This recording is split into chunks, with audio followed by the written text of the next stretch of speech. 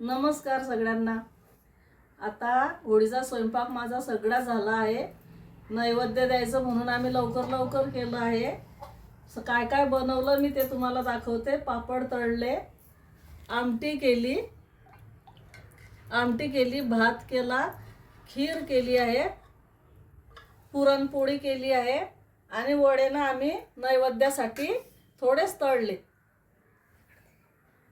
कारण नैवेद्य बनवायचं होतं ना। 2 पोळ्या हे नैवेद्य करून ठेवलंय, पूजेचं ताट होळीचं।